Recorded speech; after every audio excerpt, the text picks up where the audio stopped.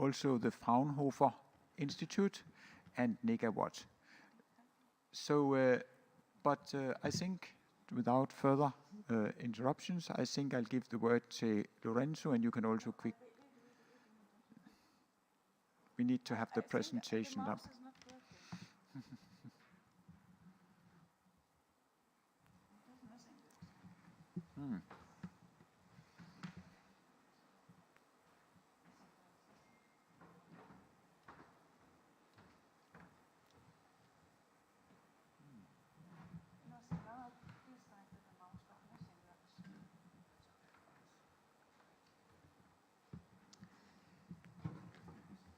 So we're just waiting to get the presentation online,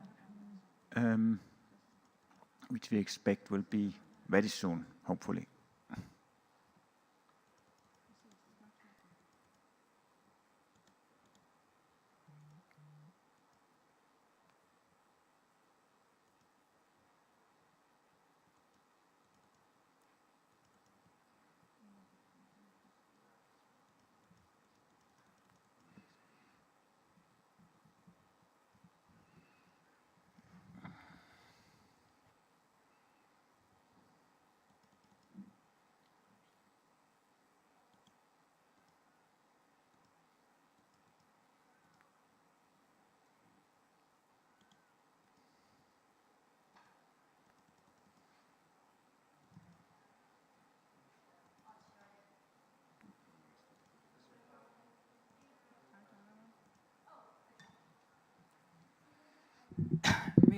We are sorry there are some technical difficulties here. So we would like to introduce the side event, and it is about sustainable lifestyles, sufficiency supporting just the climate actions, stronger NDCs. We are at the UNFCCC COP28 in Dubai. We have several speakers. The first speaker will be Professor Lorenzo Pagliano, Director of the Energy Use Efficiency Research Group from Politecnico di Milano. Then we have Dr. Vicky Duscha from Fraunhofer Institute for Systems and Innovation Research, Germany. Afterwards, it's myself, Judit Szoleczky from INFORSE, International Network for Sustainable Energy. And then Yves Marginac, Association négaWatt France, and afterwards Gunnar Boye, Olesen, International Network for Sustainable Energy, INFORSE. When the speakers are done, then we have comments, and we have Sasha Gabizon from Women and Engage for a Common Future who would like to comment, and then we are open for discussions.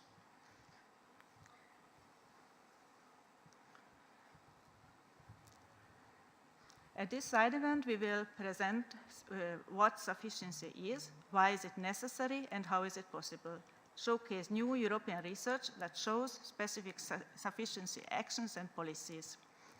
These can make a difference in 5 EU countries and in the whole EU. Afterwards, scenarios will show how the 27 EU countries can follow sustainable paths to a zero emission. And here you can see the major slide.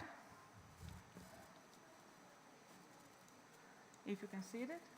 Yeah, this is the side event introduction slide. And afterwards, I would like to, it's not working again. I would like to, is it possible that they can share themselves, or the mouse is not working? Oh, yeah, okay. Maybe I should. You do it.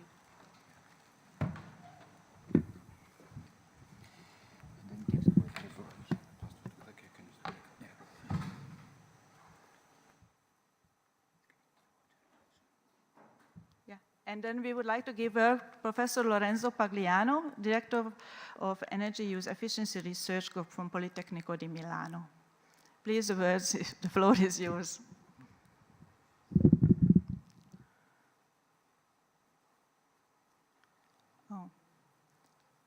We need a voice from... Of energy use efficiency. I see this. Mute.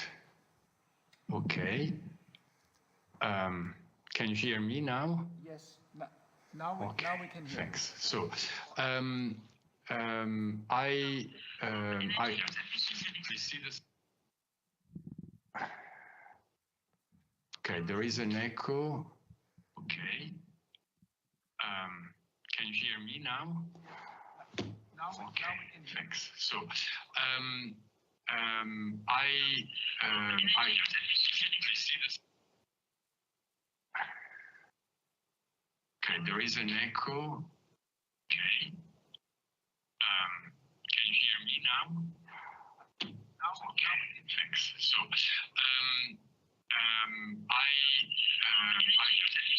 see this. Okay, there is an echo. Okay. Can you hear me now? Okay, thanks. So,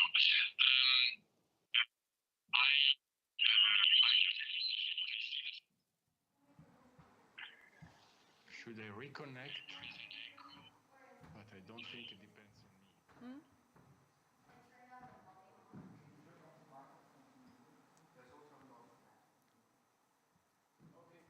Desk. I mean, we're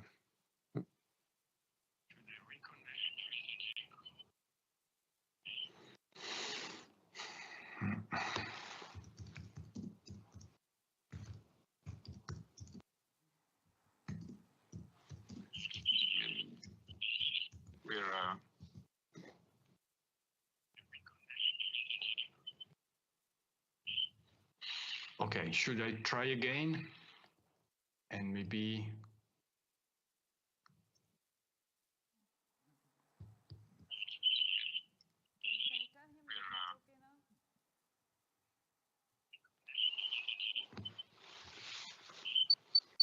Okay, should I try again? And maybe...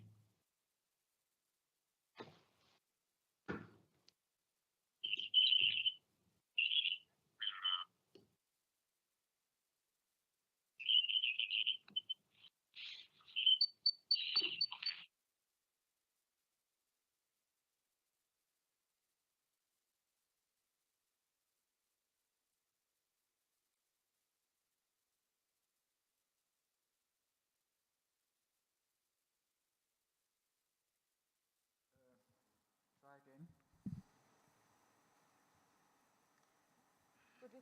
You can hear me now? One voice only? Yes. We can hear you now. Okay. So, if now there is only one voice, I start. So, the presentation is about the results of this literature review that we have performed in the project. I will raise my hand when you go on to the next slide, please. The review is organized around a series of questions. What is a sufficiency? Why it is necessary? Why it is possible? We have examples, great examples. Why it is desirable? Obviously, there are lots of data references which we will not present today. We just go on with few images to give an impression to the audience. Please, next slide. So we start with the definition, which is in IPCC, the last report, even if the concept is very old. It has decades of history or thousands of years of history. Sufficiency policies are a set of measures and daily practices, both of those things, that avoid demand for not only energy, but materials, land, water, while delivering well-being to everyone on the planet within the boundary, physical and biological, of the planet. Next slide. So we can clarify maybe simply by recalling what is technical efficiency, it means delivering the same output with a reduced input, energy input. For example, decrease the fuel input to a motor to deliver the same mechanical power. At the same time, maintaining the service for kilometers traveled in, for example, individual cars. Or you may even increase the service with more kilometers or heavier cars. Sufficiency takes another way to achieve accessibility to the places where we want to go. For example, walking, cycling, efficient transport to substitute a large part of the travels in private cars. Let's go on. And one could discuss efficiency. Obviously, efficiency of a motor is probably not everything. Here we have the Hummer electric vehicle, which weighs 4.5 tons, of which 1.5 just for the battery is heavier than, let's say, a normal car. And obviously humans weigh 70 kilos, and President Biden also. Let's go on. Efficiency, and we know from the International Energy Agency that SUVs have been, in the last decade, the second largest source of growth of CO2 emissions. Next slide. Sufficiency takes another approach, for example, by integrating public transport and bikes. Here we have an example, the bike station in Utrecht under the train station, which has 12,000 places, open all the year, all the time, free parking for 24 hours. Let's go on. If we have to make an example in buildings, we might try to describe a type of service, the service A, where all windows are closed day and night. We have large glazing surfaces, people dressed heavily, particularly men with tie and jacket, chairs with thick cushions, also insulating. All these are documented in standards, by the way, how we measure those insulation values. And so you end up with a set point of air at 22, 24 degrees Celsius in summer. Next slide. Obviously, you might have a different service where windows are opened at night to cool down the building for the next day. You design new buildings and retrofits for natural ventilation. You wear light clothes. You have chairs in mesh or metal, as in the European Parliament. You have natural ventilation, as in this building of Le Corbusier. You have ceiling fans, desk fans, and a set point at 27, 28 degrees Celsius. Next. It might appear unrealistic, but it is what it is done in Japan since 15 years with this Cool Bees campaign. Here you see the Prime Minister and all the government wearing light clothes, as it is mandated for all people working in public administration and recommended for companies which are participating to this. We go on. There are some interesting effects. For example, the fact that by standardized survey, we know that women have been particularly appreciating these new settings because now everyone is dressed lightly, and the women don't have to endure low temperature to satisfy the requirements of men dressed very heavily. And this all is in line with comfort science. It's codified in standard ASHRAE 55, revised in 2020. The role of air velocity is documented analytically there. Next.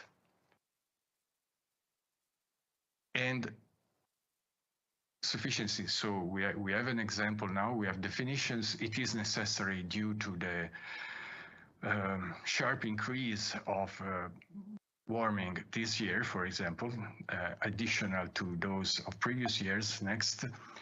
And to the fact that renewables, even with their strong and extremely welcome progress, are not able to keep the pace with the growth of total energy use.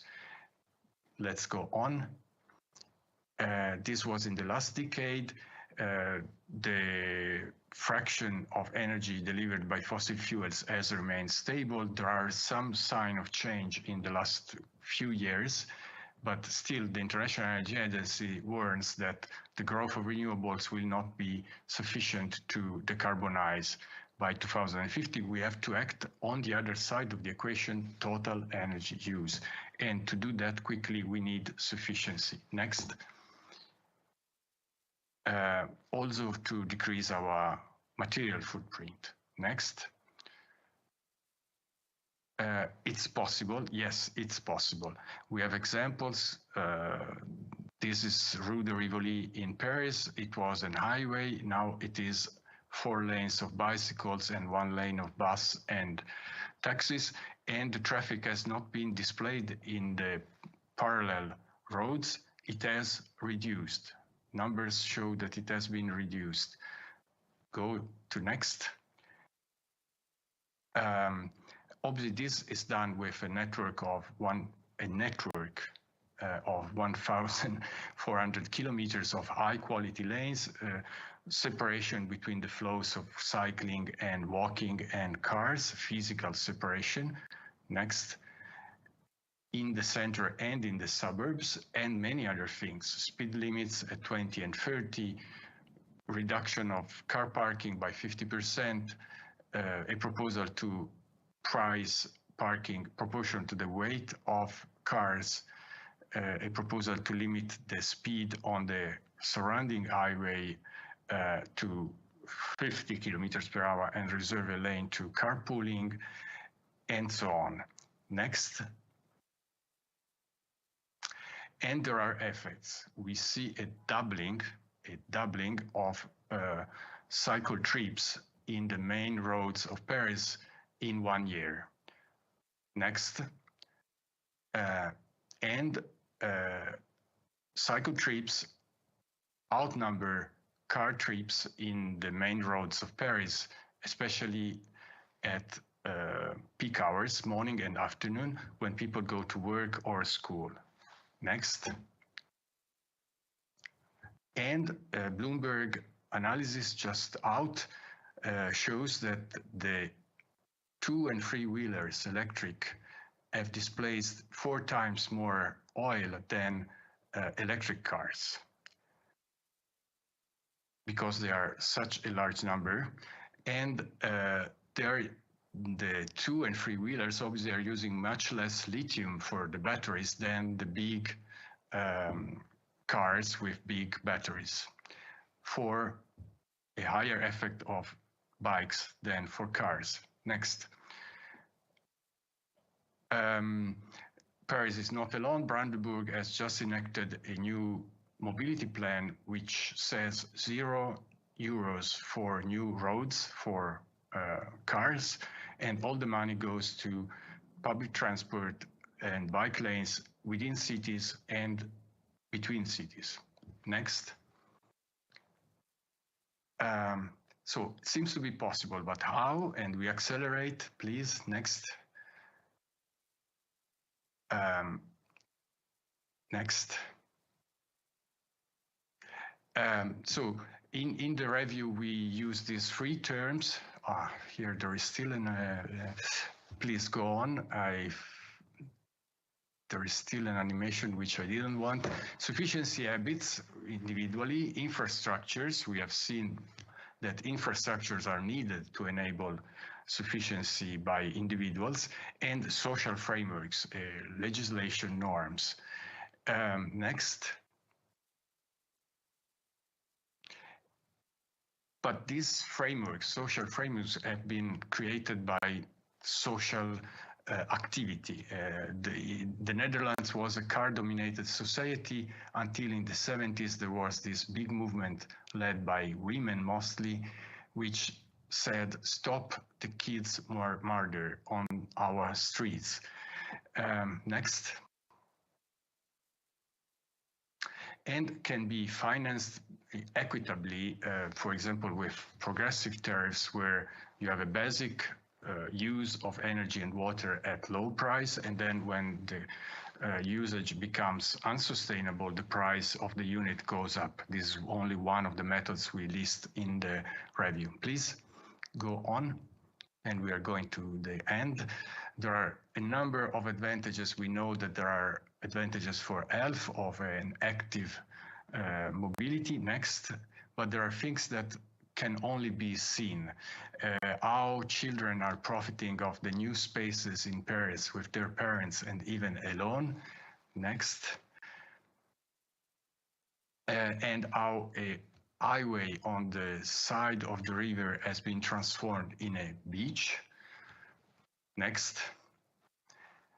But you can travel all around Europe, for example, talking of Europe, by train and bike from the French Riviera to Denmark or to Norway.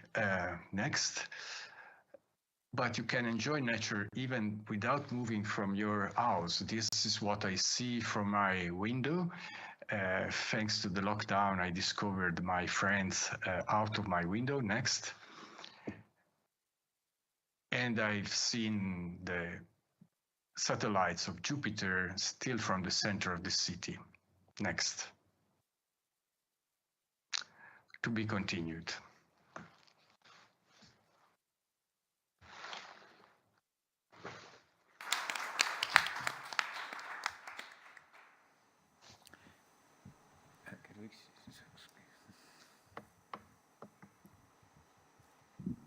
Thank you very much.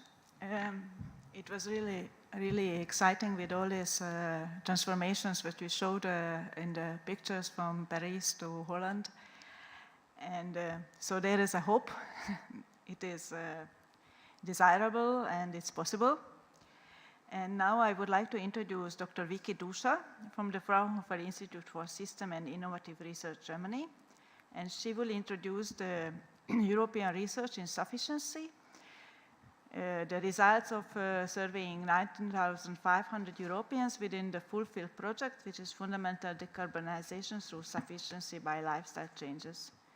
She is working on net zero scenarios and also scenarios which are including sufficiency and behavioral changes. The floor is yours. I hope we can hear you. Thank you. I hope so too. Can you hear me? Yes, we can. Okay, hello, thank you. Yeah, I want to use the next roughly 10 minutes to give you an overview on the Fulfill project. Next slide, please. I want to show you our definition of sufficiency-oriented lifestyles, which has already been addressed by Lorenzo quite a lot. Then I will give you an overview on what we do in the Fulfill project in total. And I will present some of the findings from our survey, as Judit already indicated. And I will also give you an overview on the next steps and challenges ahead of us. Next slide, please. So in our framework, we think that creating, or we look into how can we create social, infrastructure and regulatory conditions for changing individual, but also collective lifestyles in a way that reduces energy demand and greenhouse gas emissions to an extent that they are, on the one hand, within planetary boundaries, but also simultaneously that they contribute to social well-being. We may see, or we see in our survey, that some people are, of course, at the lower end of greenhouse gas emissions and of consumption, but they may not have a high well-being as we want them to have, but they may be deprived and therefore have a lower well-being. So when we talk about sufficiency-oriented lifestyles, we explicitly talk about those lifestyles that allow a certain level of social and individual well-being. So this is a very general definition that we use. What do we mean specifically? Next slide, please. And Lorenzo already gave a number of different ideas of what sufficiency means. So, for example, you can travel less and have fun in your own hometown, watch at birds or whatever, watch at the sky. You can decide to use the bicycle instead of using a car. You can decide to live in a smaller home, so you have maybe less stress with cleaning your home.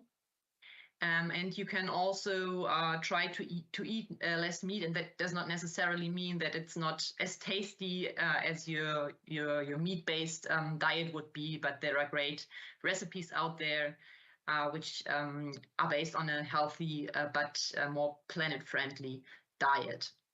And also low-tech lifestyles are an aspect that can provide, that can be sufficient.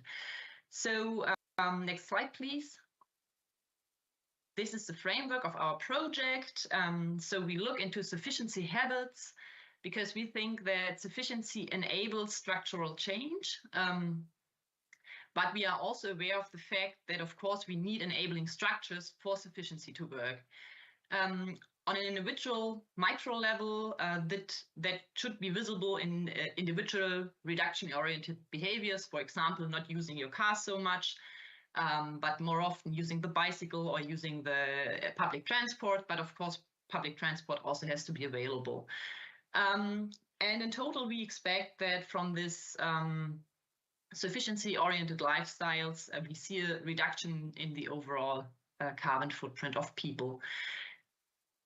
I already indicated that we look into high well-being or into sufficiency aspects related with high well-being. So not people that are deprived, we would not call that sufficiency. And on the meso and macro level, sufficiency-oriented lifestyles mean that we provide the infrastructure necessary to enable people to be, to react or to act sufficient. So, for example, provide the public transportation or provide bike lanes, as we have seen that in the examples of Paris. But of course, we can also look a level higher, the macro level, where policies and legislations can be used to provide those infrastructures and provide an incentive to be more sufficient. Next slide. So let's look into what we do and fulfill. Next slide, please. We have more or less three, first let's start. We combine different approaches to look into these questions. On the one hand side, we have a bunch of people from psychology, sociology, and political sciences who look into what sufficient lifestyles really mean at the individual level, but also on the political level. And we combine that with techno-economic assessments of sufficiency in the form of modeling. I've already indicated that we look into different levels. So we look at the individual micro level, but we also integrate the meso and the macro level because we think it's highly relevant that those different levels really work together. And we do a systemic impact assessment by bringing everything together in a macroeconomic modeling in the end. Next slide, please. Here you see our team. We are a group of 8 research institutes from 6 European countries. And you have seen some of the people who are working with us already, and we'll see them in the side event. And the project is funded by the European Union. Next slide, please. So we started, when we look into the project structure, we started with building the basis, and that is what Lorenzo has already shown you. So we dive deep into the literature to see what literature says about sufficiency and to develop a definition of sufficiency, but also of indicators for sufficiency. And that work has been presented by Lorenzo. In the next step, we then use those definitions to look into how sufficiency actually works on the different levels.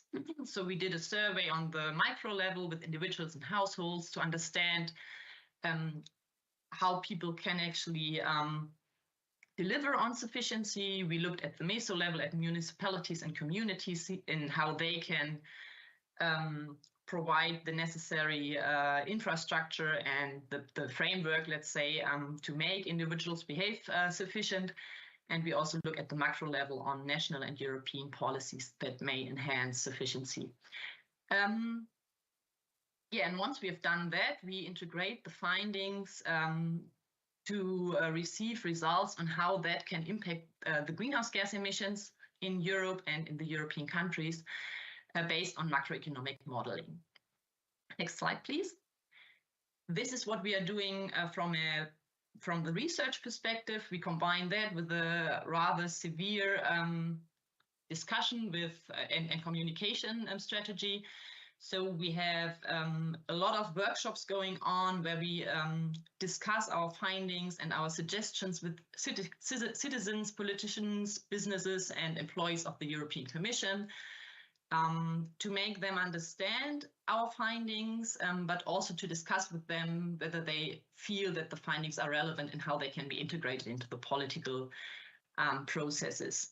And we also have a communication strategy. We have a website where we present our findings. We use social media a lot, press articles, and so on. And of course, this side event is also part of the communication strategy. Next slide, please. Now let's look into one of the findings from our survey. Next slide, please. We conducted a survey with 6,500 participants in 5 European countries. Germany, France, Italy, Latvia, and Denmark. And we asked them to use a carbon footprint calculator provided by us to calculate their individual carbon footprint. And we specifically looked into 4 areas. We looked into space and hot water heating, so fuel consumption, fuel sources, energy consumption, energy costs, and the buildings characteristics to get a feeling of whether they are more efficient or less efficient. The use of electricity, of course, we considered if green electricity is being used, which is then considered to have no greenhouse gas emissions. And we also conducted electricity from private photovoltaic. Then we looked into the motorized transport. So we asked them to give us information on the distances traveled and the fuel sources for their cars and motorbikes. And we asked about the nutrition. So the main diet types, is it vegan, vegetarian, flexitarian, mixed, or high on meat? And whether the food they are eating is produced regionally, or whether it is seasonal or not. And all that information taken together, we were able to calculate a total carbon footprint for all of the individuals. Next slide, please. And based on that, we then identified different groups, and we differentiated based on the total carbon footprint, and we looked into the 25% lowest total carbon footprint. Then we have the average group between 25 and 75%, and the highest 25% of total carbon footprint. And of course, we are particularly interested in the lowest 25% of overall total carbon footprint. And we further differentiated in that group. On the one hand side, based on a well-being index, to find out whether people are actually sufficient because they want to be, or whether they are sufficient because they need to be, because they are deprived. So we have one group, the group 3, which is deprived. So they have a low carbon footprint, but they have a low well-being as well. And we have a group which has a high well-being, and there we have again differentiation into 2 groups: the very sufficient individuals, which are good in all 4 of those areas, and a second group of sufficient individuals who are still good or among the 25 most sufficient in the group in some of the areas, but not in all of the areas. So those were the groups we could identify. Next slide, please. And when we look into those first 3 groups, we find that roughly 3 to 4% of a country are within this group of very sufficient people. So they have low emissions in all of the domains we looked into and have a high well-being. We found that in this group, there are mostly women with a high income, and they are very supportive of sufficiency-oriented lifestyles and have a high on the environmental identity. The second group, on the sufficient or partly sufficient people, are 8 to 9% per country, and those results can be found in all of the 5 countries. So they are still very low in their emissions based on our survey, and have a high well-being, but they are not among the best in all of the 4 categories. So we define them to be very eco-friendly and to be supportive of environmental policies. But then at the same time, we find that also 50% of the groups, so 12 to 14% per country, have a very low greenhouse carbon footprint, but not because they want to have, but because they are deprived. So they are low in emissions, but they are also low in well-being. And again, in that group, we see mostly women. They have a low income and they are normally not working full-time. So that was quite interesting to see that that can be found in all of the 5 countries we looked into. Next slide, please. So what are the next steps, briefly? Next slide, please. We have a second wave of this survey to see on the one hand side whether the results are stable across time, but also to understand better which of the groups are willing, or in how far they are willing to support policy instruments looking into sufficiency, in particular on smaller houses and on higher meat prices. And we are currently in the analysis of the results. We are also in the process of analyzing the policy instruments in the countries that look into sufficiency. But at the same time, we are also working on upscaling the inputs from the individual level to get the inputs for the macroeconomic modeling, and then being able to make to get results on how it can affect greenhouse gas emissions on the EU level. Yeah, and I will leave it at that. Thanks a lot. Yeah.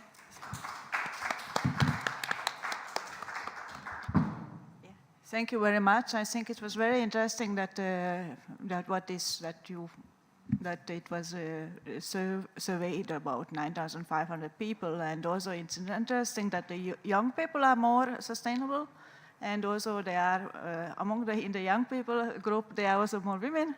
So I think it is also gives a sign that when the young people are more interested, so maybe there is a hope in the future. And now I would like to introduce myself. I'm Judit Szoleczky from the International Network for Sustainable Energy, and I will speak about these sustainable initiatives by the citizens, and 50 of them were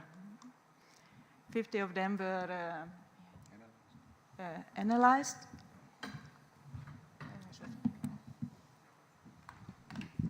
Hello? Yeah.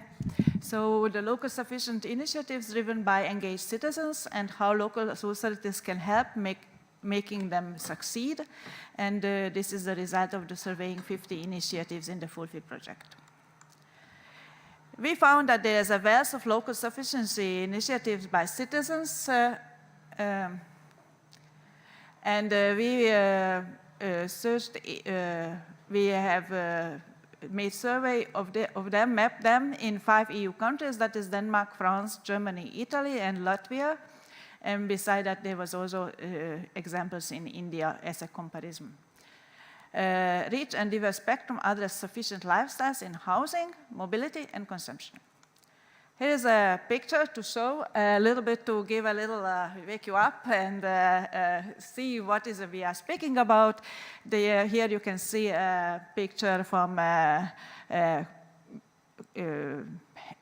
exchange of clothes, that where you can put your clothes and then you can rent it again.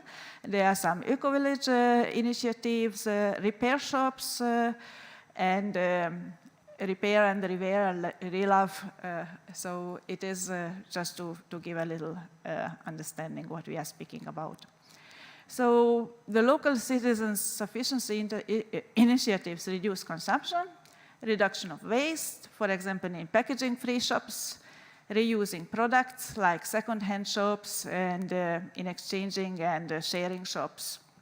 Repairing, repair cafes, sewing workshops, recycling, converting used products, reducing living space in tiny houses, we also examined them, and combining co-housing, organic agriculture, locally grown food in eco-villages or communities.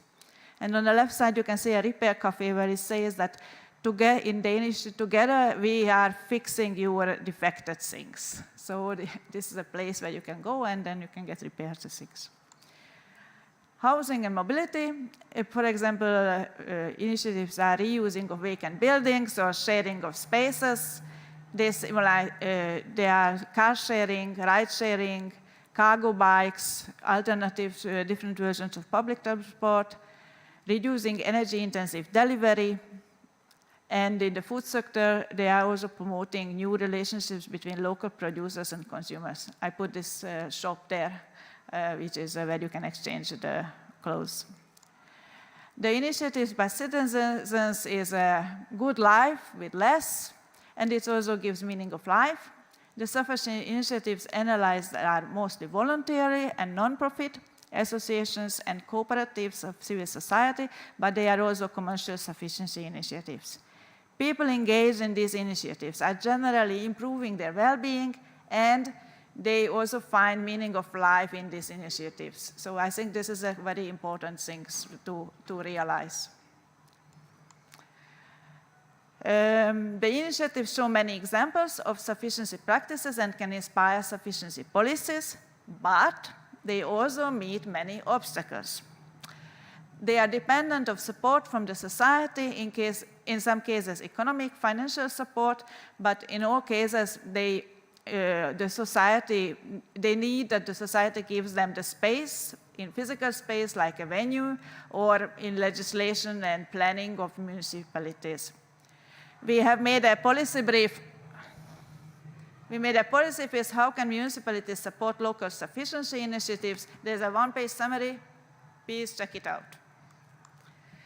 Besides that, there are also new things. It is called citizen science workshops, where we are gathering some people and who are answering the questions, what can I do or what can you do to reduce my footprint in this area?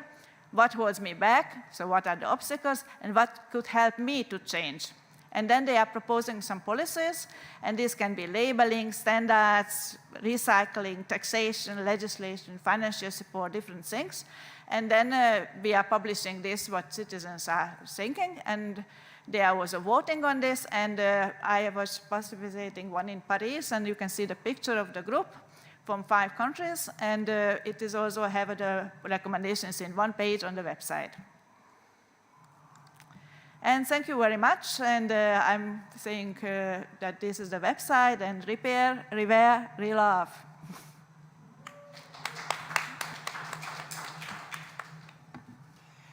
Yeah, and following this quick introduction to some of the local initiatives that are trying to promote sufficiency, we'd like to give the word to Yves Marginac from négaWatt, who's taking us to the other end in a way, on a European scenario for how sufficiency can actually be part of the solutions, also on the global, or at least European level in this case. Yes, exactly. Thank you very much, and good afternoon to people in Dubai, and hello to everyone. I will present this scenario, which is called CLEVER, standing for a collaborative low energy vision for the European region. Waiting for the slides.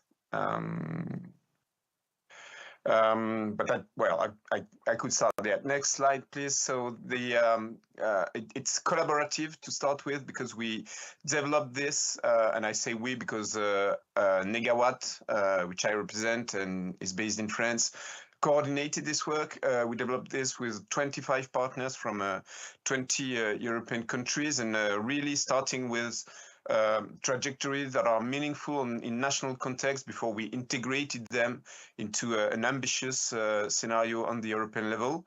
It's low energy because it's really focusing on a demand-based sustainability approach, developing what we call the sufficiency, efficiency, renewables framework in a very systemic way.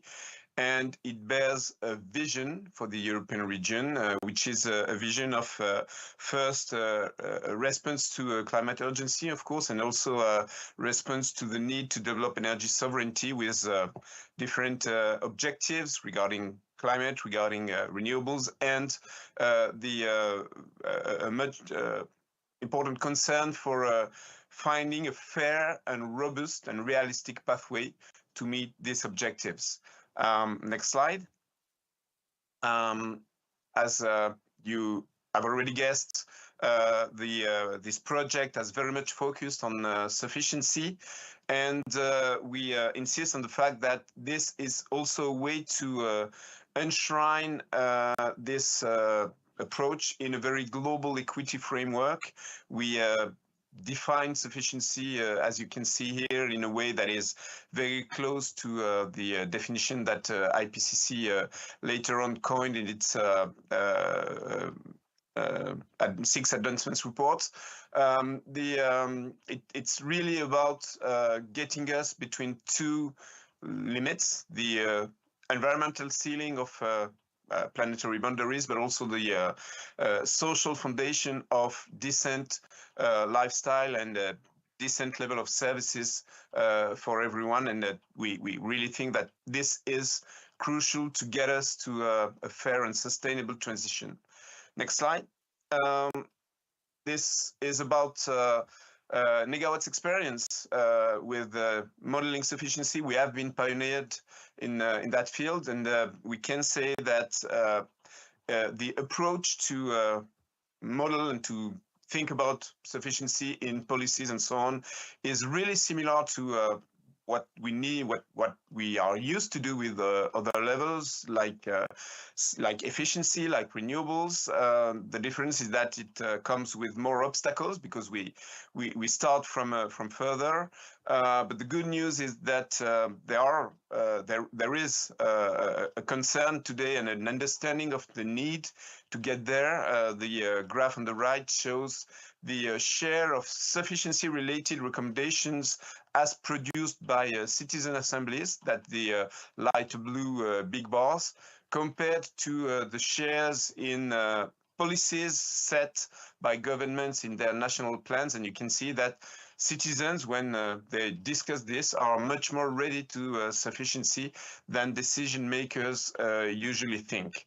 And I just put a number of research projects or research networks that are really working on how to develop sufficiency in modeling scenarios and policies. That's a really impressive ongoing work.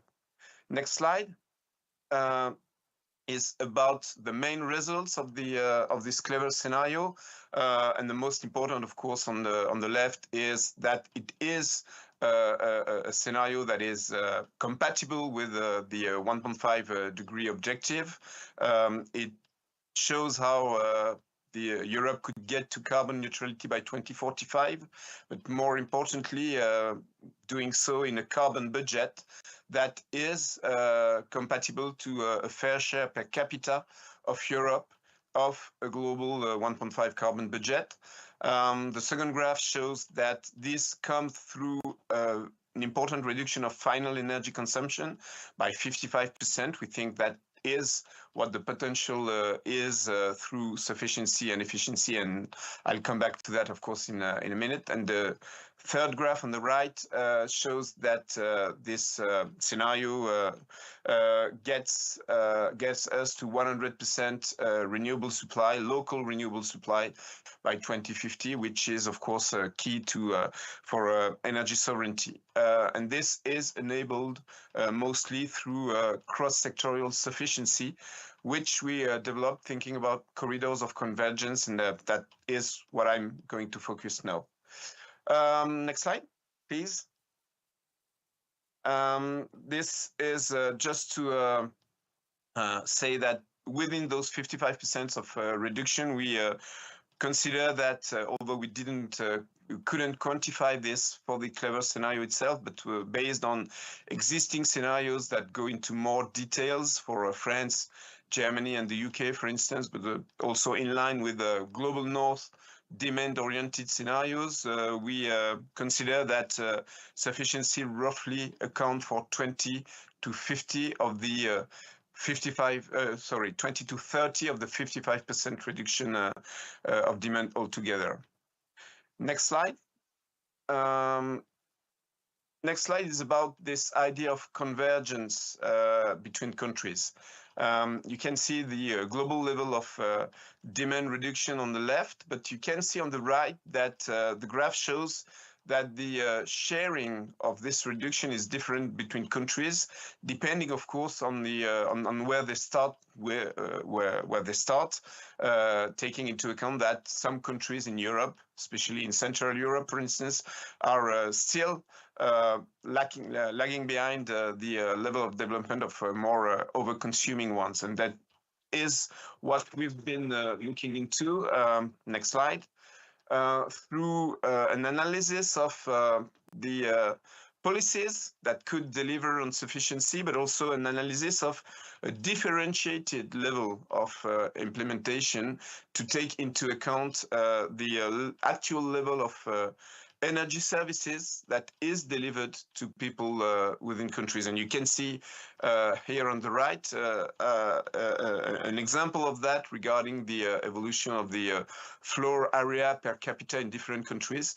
We actually worked together with partners to define the two thresholds that you see, the green and the orange one, which illustrate the our common understanding of what these two boundaries, planetary boundaries and decent living conditions, should mean, and the efforts for different countries to try to get national trajectories within those boundaries through a complete set of policies that could be implemented regarding the level of use of existing system. For instance, the level of heating in floor areas, the evolution of the living space, the evolution of the size and use of appliances, for instance, and we thought of a lot of policies regarding that. Next slide. Sorry, thank you.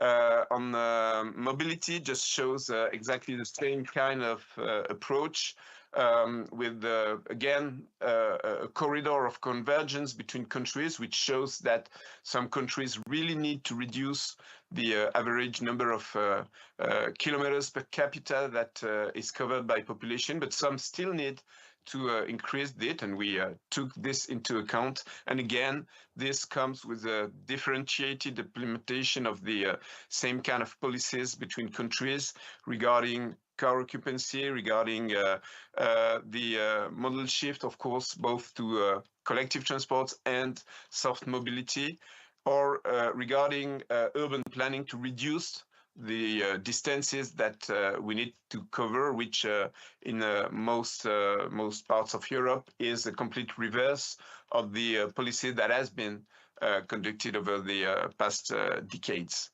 Next slide.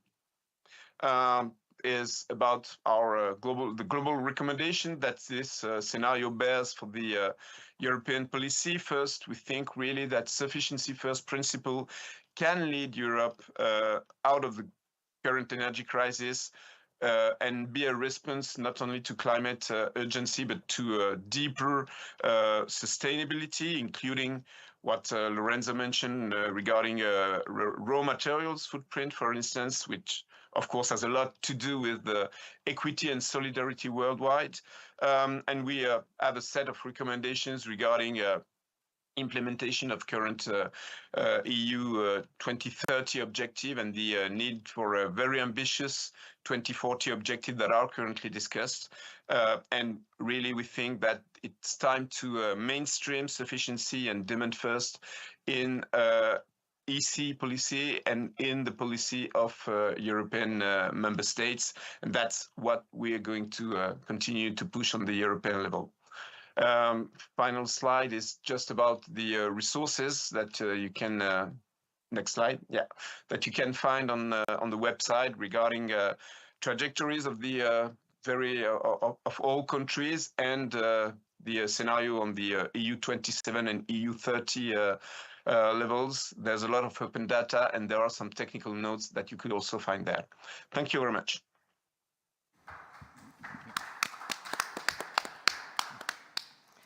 Thank you very much. Hello, yeah.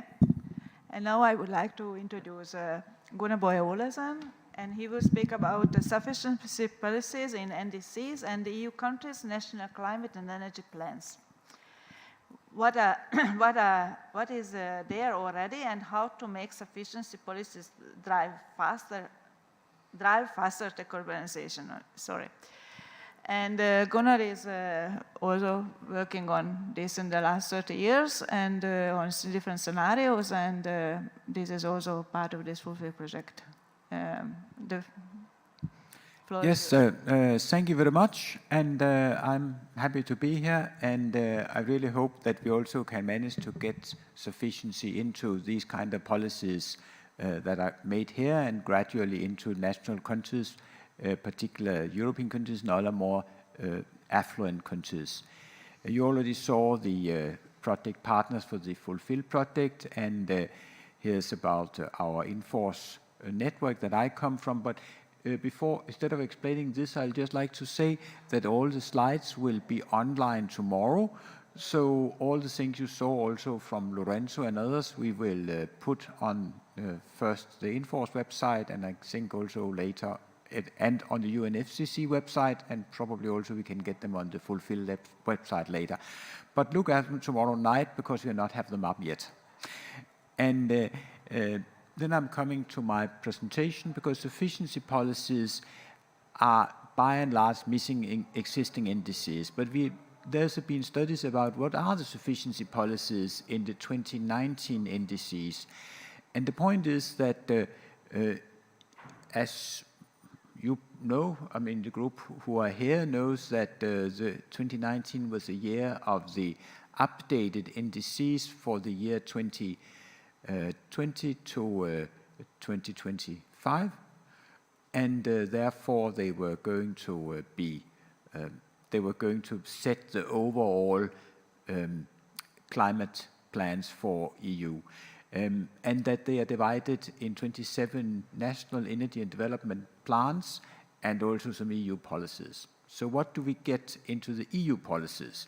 Not very much. There's some recycling targets and increase of the circularity of the EU economy in the EU circular economy. And then there's aviation charged on the EU ETS credits, making it more expensive to fly. And now this comes up to 80 to 100 euro per ton. But the actual airlines have so far got most of the credits for free, so they didn't have to charge much to the consumer. So it's a very small, small things, and of course circularity is not stupid, and it will depend on how it's implemented. But then in each of the 27 countries, they have to reduce emissions for transport, buildings and agriculture with national policies that can include sufficiency, and several countries did that. Mainly are supporting modal shift and transport to public transport and bicycles, and, for instance, reduction of food waste. I'll come a little back to that later.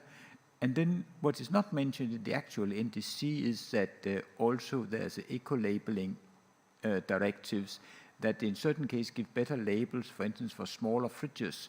So instead of labeling per cubic meter or per liter of fridge, you give a higher label to a smaller fridge that actually consumes less because it's smaller, and not only because it has a higher efficiency per liter. But it's not a strong measure, I have to say.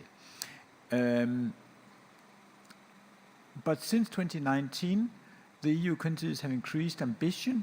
Then in 2019, the ambition was to reduce 40% from 1990 to 2030, and now it's 55%.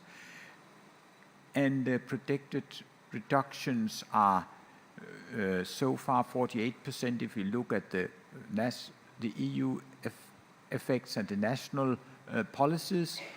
So now the countries have to step up reduction plans, and to include more sufficiency in the national energy and climate plans can be a way forward to reach this gap which is coming up now from what we actually are on our way to do and what we promised to do for the to the UNFCCC and for the global climate.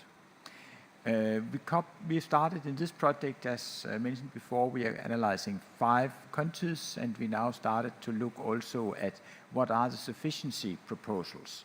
If you look at Denmark here, we had some overall thing like CO2 taxes and waste and packaging taxes, which are general things which are both promoting renewable energy, energy efficiency and sufficiency. And the proposal from us is to increase taxes, but also to give compensation so those who have the least are not really harmed by the taxes because they should be compensated with social compensation. Then we have what's coming in the new. We also in Denmark gradually we have aviation tax included, but if that really should make people move from aviation to other ways of transport, we need to use the revenues, for instance, for night trains and for other ways of having transport, softer transport than flying. There's a metro in Copenhagen was mentioned in this NDCs, but it's a very expensive way of getting people into public transport. Light rails would be a much cheaper way of doing it and also faster. And that's why the funding for light rail could be bigger. The support for bicycle pass is already there, but we'd analyzed the situation and found that it has to be 4 times bigger if it really should make a change over the next 7 years until 2030 to bicycling, because what's given now is more or less just to compensate the investments done in roads, which is promoting car transport. And then we have other things. We have faster main train lines, but we also need to have faster, smaller railways, particularly in the western, less populated areas of Denmark. We have spatial planning where we actually, centers are not allowed to be central, like big shopping centers are not allowed to be made where there's not a good public transport. But we can have much stronger spatial planning to make sure that everybody have their functions within reach. Like there's a Paris, there's a famous 15-minute city idea that you should have all your daily needs within 15 minutes by bicycle. There was back in the 2019 an agreement for modal shift, which is not there anymore, which we definitely think should be back. There's been things included like direct reuse, so recycling facilities have to make it able to use things directly instead of just using the materials. And there's some promotion of flexible electricity tariffs. But there's a lot of more things Denmark could do, like promoting co-housing and sharing of houses, reducing holidays home with taxes, and increase and improve public transport. And for instance, having low meat diets in canteens, addressing the food issue also, where public canteens is really a public issue. If you take the same thing for Germany, I'm not going through all the countries, I'm just taking 2 examples here, where there's already carbon taxes on heat, transport, electricity, but it could be higher and there could be compensations. Actually, Germany has an energy advice services where you also include behavioral issues. I mean, how are the houses used, not just advising of how to insulate it, and there's an energy saving campaign already. There's VAT rebate for trains, but in other countries there's no VAT for trains at all. They're expanding railways, and there's a cheaper ticket, train and bus tickets for local trains and buses. There's other things like IT for carpooling. I don't know how efficient that is, but it's there. Expanding bicycle passes is also good and could have larger budgets. There's something about tax-free commuting where you can get, instead of getting your wage, the employer can pay your ticket and then you don't have to pay tax from that. And there's a fund to help recycle wood, which is now turned into a network for woods and materials recycling. There have been information on healthy food, which is now turned into strategy for promotion of healthy food. And there was healthy food proposed in 2019 in canteens. We didn't find that in the new version. We think it's important to keep that focus. There was something about developed food price incentives, but it was very weak what it actually meant. But of course, introduce some price incentives is a good idea for healthy food, like more vegetarian food.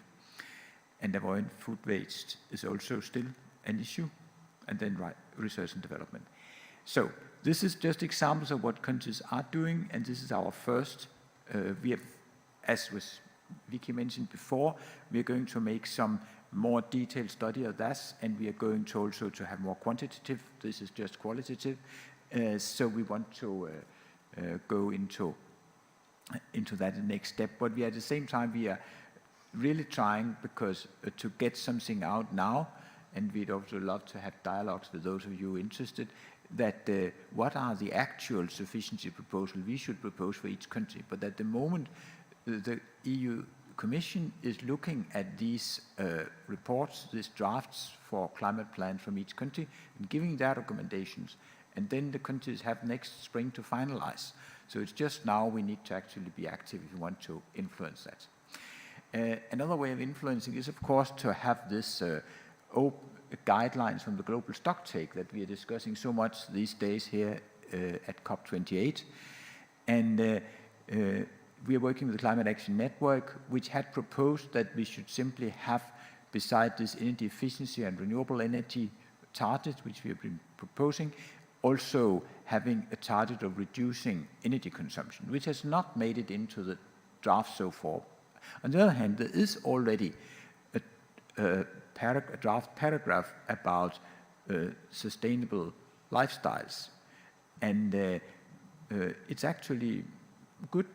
It is there, but it was there even from the Paris Agreement. It's a little bit repeating what was already agreed in 2015, and we hope that we are trying to, from the INFORSE side. I mean, this is what we're doing in the INFORSE network on a policy level, among other things, that we should move it from being just to notice the importance of this transitioning to sustainable lifestyle and sustainable patterns of consumption and productions, and encourage countries for transition to sustainable lifestyles.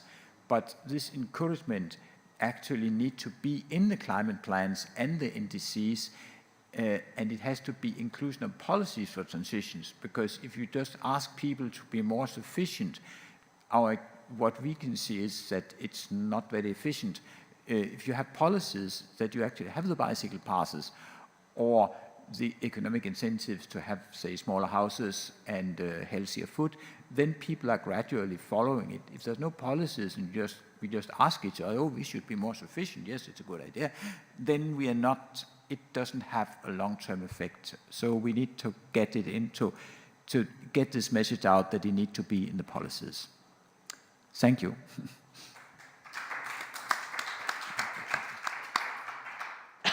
Thank you very much. And then I think I would like to ask if Sasha Gabison has some comments from the WECF, the Women Engaged for a Common Future. I think yes, so, yeah. You here or here? Let's hope it works.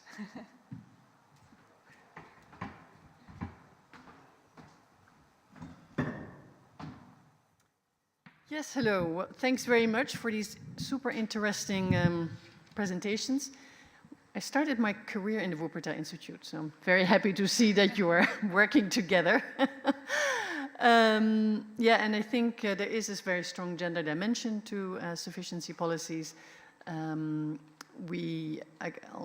give some examples. Of course, here in the conference, we're looking at climate justice, including gender justice, and we see that many of the incentives which have been given, for example, in the energy transition, have often had different impacts on men and women because of their gender roles. For example, in the Netherlands, where I'm from, we have been giving subsidies for electric cars, which have in majority been going to male drivers benefiting from these cars, just because we still do have traditional gender roles where women are more often responsible for the very complicated transport modalities of bringing kids to school and to sports and then to work for themselves, etc., meaning that they have a much greater benefit from, for example, sufficiency policies that improve the quality and the connections of public transport, and also the modalities between accessing e-bicycles and public transport and bicycles which can carry lots of kids and shopping and stuff like that. So all these incentives, which are more the sufficiency types of incentives, do have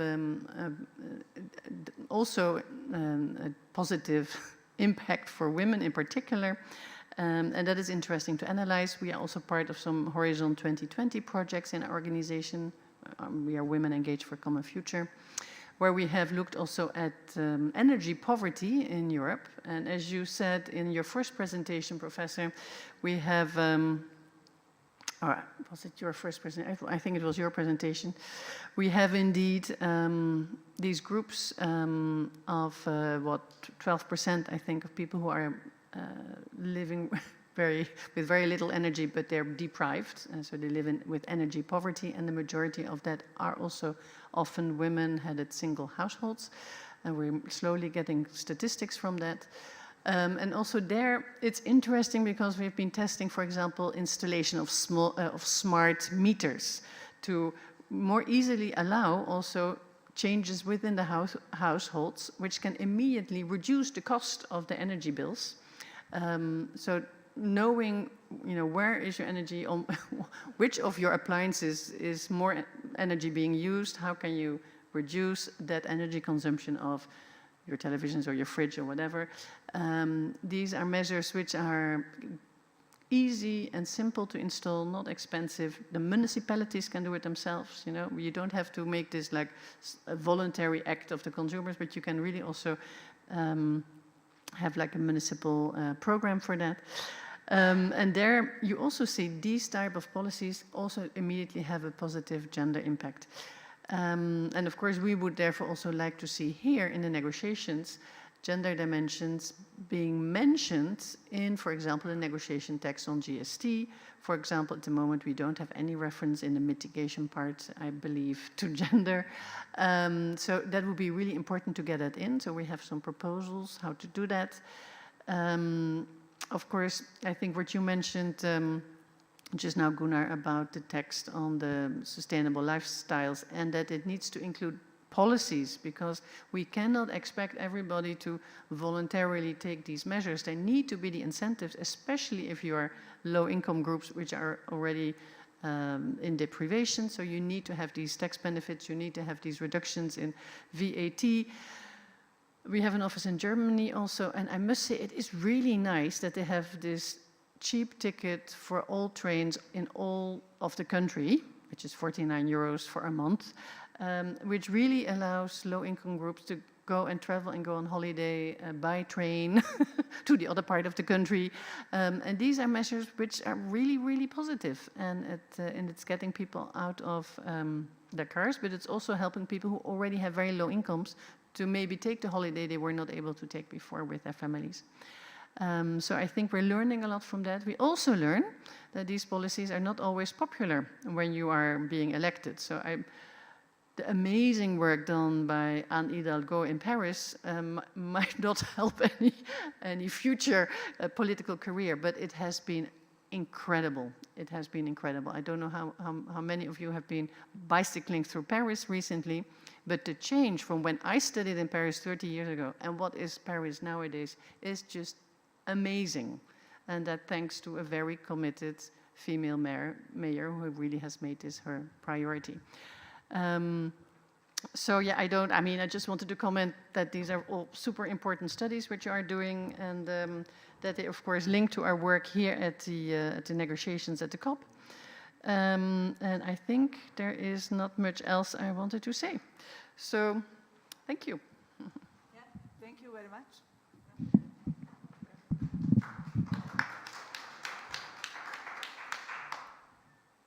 Thank you very much. Thank you very much. And then if somebody has a question, the floor is open.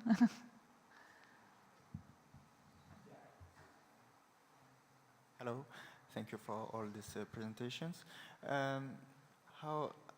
So now, up till now, you focused on citizens and policies. How do you plan to integrate businesses in your work?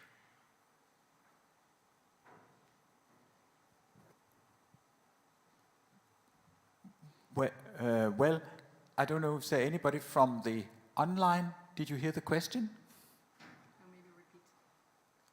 How to integrate businesses? Yeah, hello. Okay. Yeah, Yves? maybe a short word. Yeah. Ooh, there's an echo. A short word from at least not a European perspective, but a French one. I mean, we also need to discuss this on a European level, of course, but in France, where I mean, sufficiency is maybe more explicitly on the agenda of a lot of players than in other countries for some historical reasons.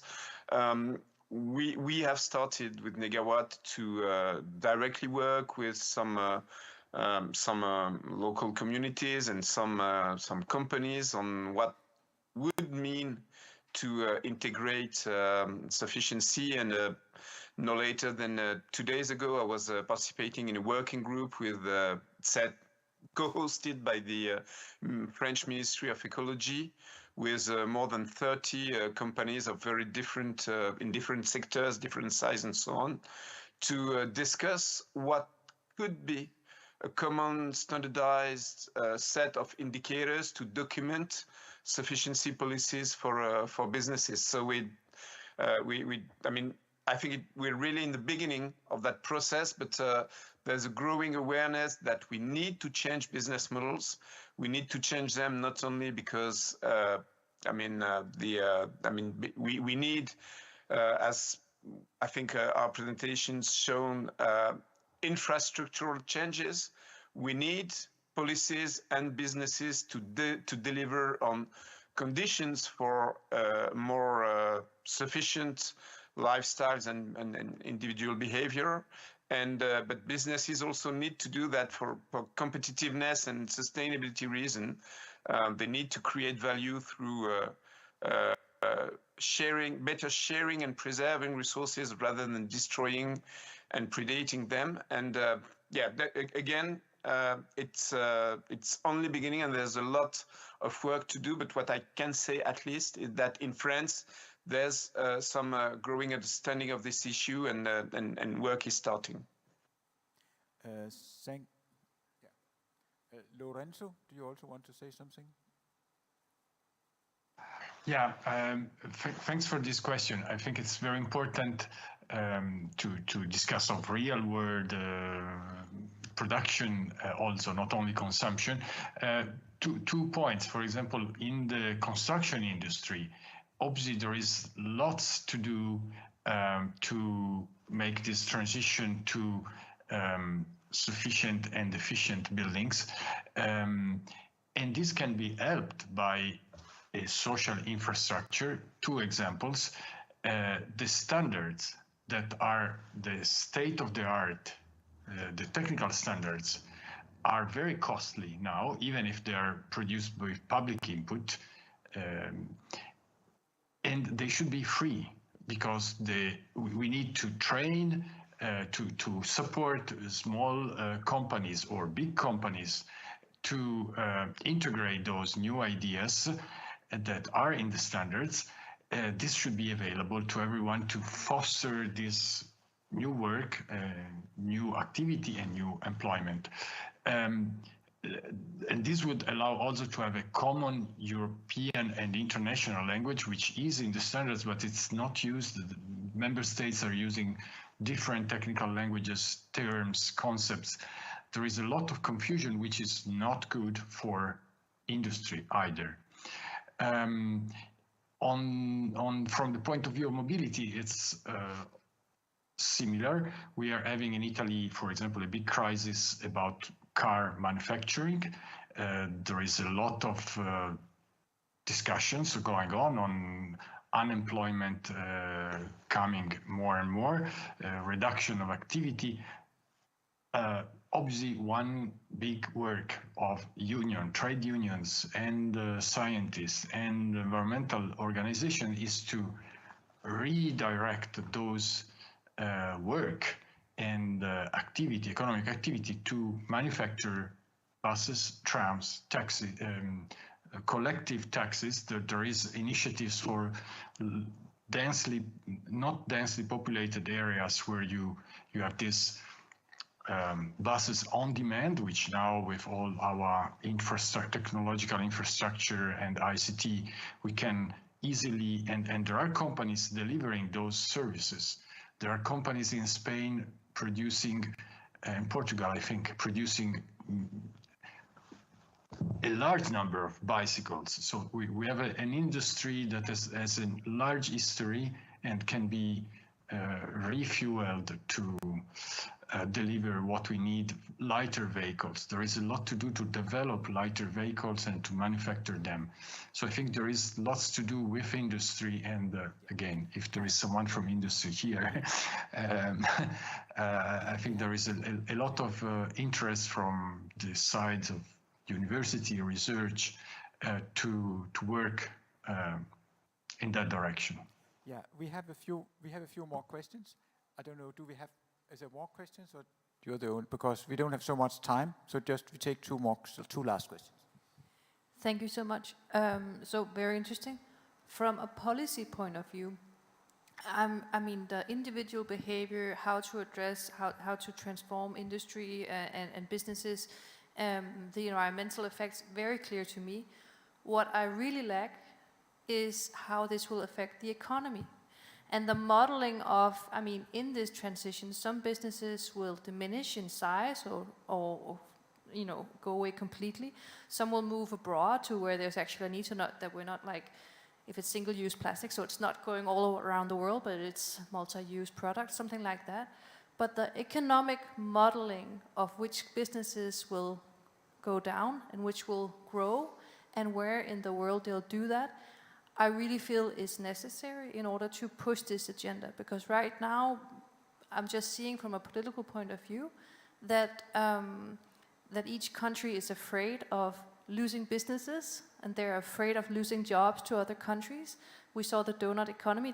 They're afraid of losing like the economic activity in the countries. And I think that if we want to change it, we need to be able to model this and to show them to politicians.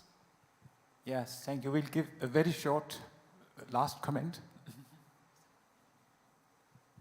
Thank you. And I guess apologies because it's more of a comment and less of a question.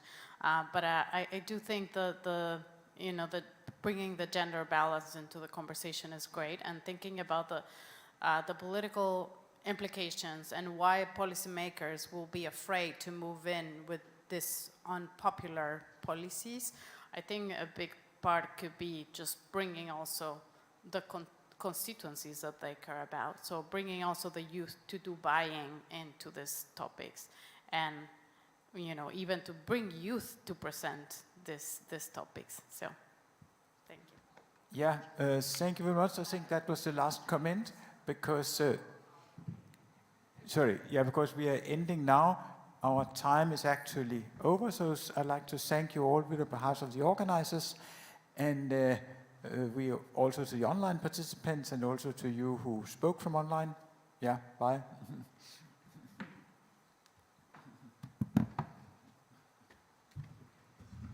Thank you, goodbye. Thank you. Thank you, bye.